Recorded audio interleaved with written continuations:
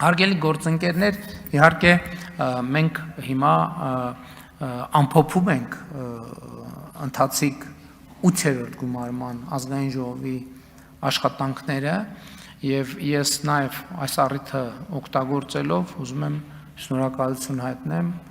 ազգային ժողովի 8-րդ գումարման պատգամավորներին այս ընթացքում կատարած համատեղ աշխատանքի համար, որովհետեւ մենք իսկապես շատ դժվար ճանապարհ ենք անցել, բայց բանալի բառը անցնելն է, որովհետև մենք այդ ճանապարհը անցել ենք եւ հույս ունեմ ես իմ բերած տվյալներով կարողացա հաղորդել այդ զգացողությունը, որ մենք այդ ճանապարհը անցնելով հասել ենք բոլորովին այլ տեղ։ Իհարկե մարտահրավերները նույնպես տեղում են եւ առարկայանում են եւ պիտի արձանագրեմ, որ առաջինը մենք երկու անգամ գեր ծանր պայմաններում կարողացել ենք ապահովել Հայաստանի Հանրապետության քաղաքացիների կամքի արտահայտությունը։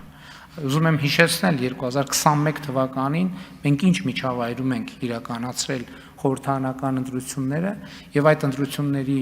արդյունքներով Հայաստանի Հանրապետության քաղաքացիները ազատ կամ արտահայտման հնարավորություն են ունեցել 2026 թվականի խորհրդարանական ընտրություններում նույնպես Հայաստանի Հանրապետության քաղաքացիները ազատ կամ արտահայտման հնարավորություն ունեցել են, բայց ձեզ հայտնի պայմաններում եւ միջավայրում մենք բախվել ենք բոլորովին նոր մարտահրավերների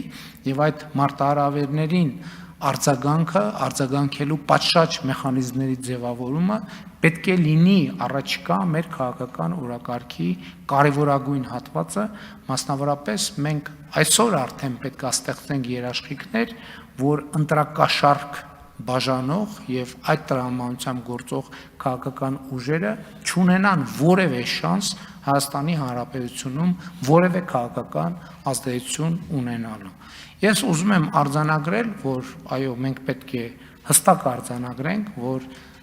ըստ էության խորհրդարանական այն ընդդիմությունը, որը ձևավորվում է 9-րդ գումարման ազգային ժողովում, այդ ընդդիմությունը կատարելապես ապօրինի գործունեության արդյունքում ձևավորված քաղաքական միավոր է կամ նույնիսկ չի կարելի ասել քաղաքական միավոր եւ Հայաստանի Հանրապետության լեգիտիմ իրավունքն է